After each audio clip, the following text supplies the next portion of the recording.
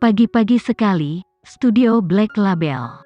Karena dia telah menghabiskan terlalu banyak uang selama beberapa hari terakhir, Lucky saat ini sedang stres karena keuangannya. Dia bisa terus maju, tapi bagaimana dengan stafnya? Laras dan orang lain yang telah dia janjikan, tidak terlihat senang.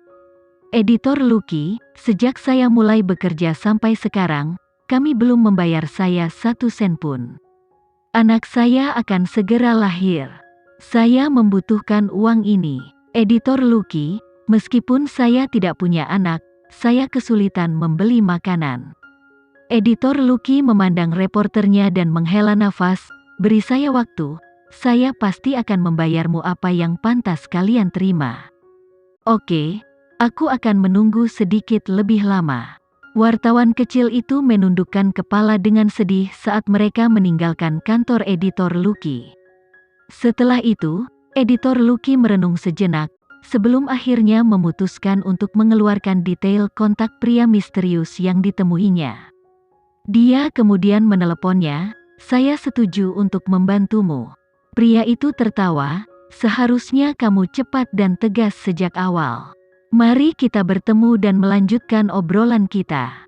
Oke. Lucky memutuskan untuk menjual informasi yang dimilikinya. Sejak keputusannya dibuat, dia tidak perlu lagi menyembunyikan apapun. Dia hanya mengeluarkan setiap bukti yang telah dia kumpulkan, dan menunggu untuk menyerahkannya kepada pria itu. Dia tidak sabar untuk melihat apakah pria itu memiliki kegunaan untuk itu. Perlu disebutkan, Alexa memang beruntung. Namun, Lucky menolak untuk percaya bahwa dia akan selalu beruntung. Sementara itu, Alexa tidak tahu Natalie dan Gilang memiliki rencana untuk mendaftarkan pernikahan mereka. Dia hanya fokus mempersiapkan peluncuran parfum Chanel. Kenzie terlalu sibuk selama 2 hari terakhir. Jadi dia secara singkat menyebutkan acara itu kepadanya sekali tetapi tidak mengganggunya lagi jika itu menyebabkan dia terganggu. Sebenarnya, dia sudah lama mempertimbangkan untuk menunjuk orang lain sebagai manajernya. Tetapi Kenzie menolak sarannya, "Tidak mungkin aku merasa yakin untuk meminta orang lain mengaturmu." Alexa tanpa daya menerima keputusannya, "Kalau begitu, aku akan menghadiri acara Chanel sendiri malam ini. Jika ada situasi yang tidak terduga, hubungi saya kapan saja." Menurut statusnya saat ini, siapa lagi yang berani menimbulkan masalah? Setidaknya, itulah yang dipikirkan Alexa. Namun, ketika waktu tiba untuk acara tersebut, hal-hal tidak berjalan seperti yang dia bayangkan. Juga akan ada banyak aktor dan bintang variety show besar di acara peluncuran Chanel. Namun, dengan popularitasmu saat ini, menurutku kamu tidak kalah dari mereka. Dalam perjalanan ke acara tersebut, Natalie berlutut di depan Alexa saat dia menyesuaikan keliman gaunnya. Saat itulah Alexa melihat Natalie memiliki riasan yang tidak normal. Pada saat acara berakhir, kira-kira jam 11 malam. "Apakah kamu mau kencan dengan Gilang sesudahnya?" Natalie tersenyum misterius saat dia menatap Alexa dengan gembira. Bukankah aku diizinkan? Kalau begitu, kamu bisa pergi lebih awal. Kenzie akan menjemputku nanti," kata Alexa sambil meraih dompetnya. "Kita hampir sampai, cepat dan bersiaplah. Ini akan menjadi pertama kalinya kamu dan bos muncul di depan publik, setelah terungkapnya hubunganmu. Apakah menurutmu media akan melepaskanmu?" Natalie selesai menyesuaikan gaun perak Alexa. Setelah mobil berhenti, dia membukakan pintu untuknya. Selebriti tiba di karpet merah satu persatu. Saat ini, Alexa sudah terbiasa dengan gunungan kamera dan lampu kilat yang tak ada habisnya. Bahkan tanpa Kenzie di sisinya, auranya yang mempesona tidak dapat disangkal. "Cepat, lihatlah. Tampil di karpet merah sekarang adalah Alexa kita. Gaun peraknya benar-benar cocok dengan aura anggun dan bermartabatnya. Mari beri dia sambutan hangat." Tempatnya adalah Hotel Bintang 5, jadi karpet merahnya tidak terlalu panjang, panjangnya hanya beberapa meter. Tidak lama kemudian Alexa mencapai dinding penandatanganan. Saat dia menghadap kamera, dia meninggalkan namanya di dinding sebelum mengembalikan pena ke pembawa acara. Sekali lagi, kami ingin menyambut Alexa. Silakan masuk ke venue. Tempatnya adalah Hotel Bintang 5, jadi karpet merahnya tidak terlalu panjang, panjangnya hanya beberapa meter. Tidak lama kemudian Alexa mencapai dinding penandatanganan. Saat dia menghadap kamera, dia meninggalkan namanya di dinding sebelum mengembalikan pena ke pembawa acara.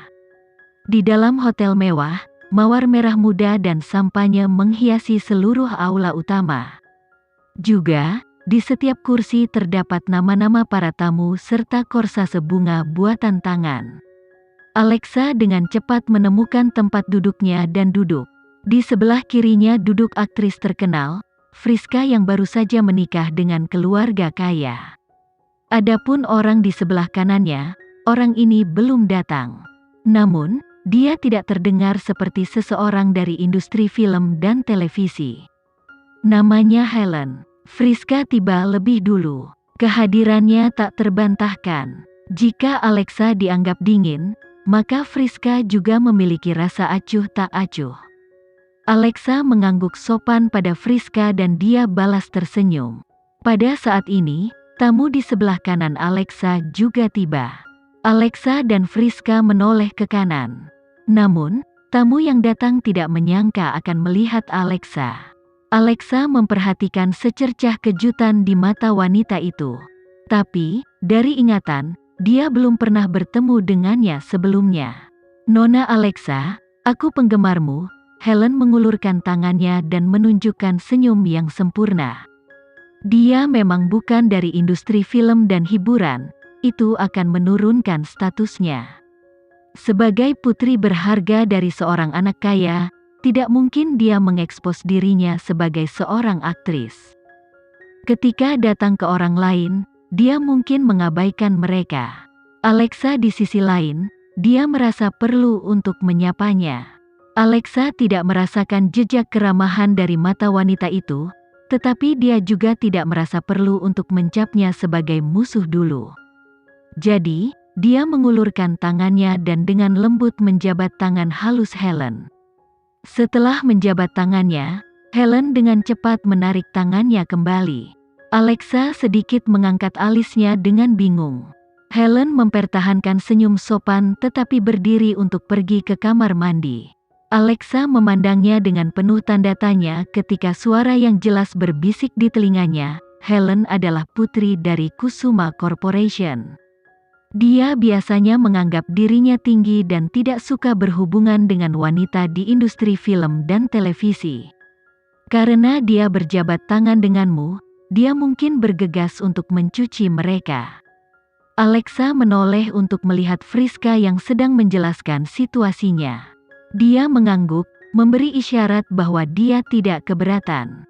"Kamu memang dilahirkan dengan kehebatan untuk bisa memahaminya. Dari ingatan, kamu juga lahir di kerajaan parfum. Dari segi latar belakang, kamu mungkin tidak bingung." Dengan menyebut keluarga Geraldine, ekspresi Alexa menjadi dingin bersamaan dengan suaranya. "Aku hanya seorang model." Friska tersenyum tanpa mengucapkan sepatah kata pun. Di acara seperti ini, dia hanya mengatakan apa yang ingin didengar orang. Karena mereka dari perusahaan yang berbeda, dia tidak punya alasan untuk menjadi asing. Tidak lama kemudian, Helen kembali ke tempat duduknya. Adapun Alexa, rasa jarak yang terpancar dari tubuhnya lebih kuat dari sebelumnya. Pada saat seperti ini, dia biasanya memperingatkan orang asing untuk tidak mendekatinya. Tatapan mata Helen sangat sombong. Sesekali, dia akan melihat Alexa, membuatnya merasa tidak nyaman. Pada saat acara mencapai setengah jalan, Alexa tiba-tiba menerima panggilan telepon dari Kenzie. Alexa melirik nomor telepon sebelum berdiri dan menuju kamar mandi. "Kira-kira jam berapa acaranya akan berakhir? Aku akan datang menjemputmu." Sekitar jam 11 malam, jawab Alexa.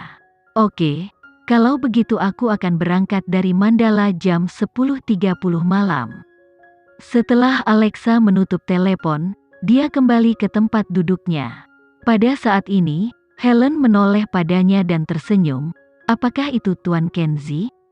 Mendengar pertanyaan Helen, Alexa merasa sangat tidak nyaman. Nada suaranya terdengar seperti dia sangat mengenal Kenzie. Beritahu Tuan Kenzie, aku menyapa. Tatapan Alexa tiba-tiba berubah dari tatapan sopan menjadi tatapan tajam. Itu bahkan mengandung sedikit ejekan yang mempertanyakan, Nona Helen, kamu tampaknya membawa rasa permusuhan terhadap saya. Pulanglah dan tanyakan pada Tuan Kenzie. Dia seharusnya tahu kenapa Helen bertingkah seperti mantan kekasih, membuat Alexa merasa jijik. Tentu saja, dia tidak pernah memiliki perasaan yang tertulis di wajahnya. Yang terpenting, tidak mungkin dia mencurigai Kenzie karena kata-kata Helen.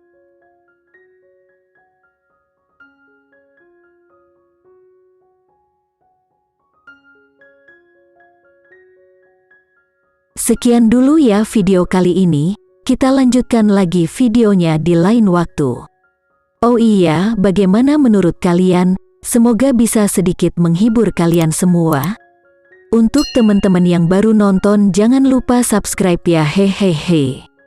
Dan kalau teman-teman ada yang ingin gabung langganan, bisa langsung gabung saja untuk dapat fitur yang menarik dan sedikit membantu Mimin. Terima kasih banyak sudah menonton, sampai jumpa lagi, bye.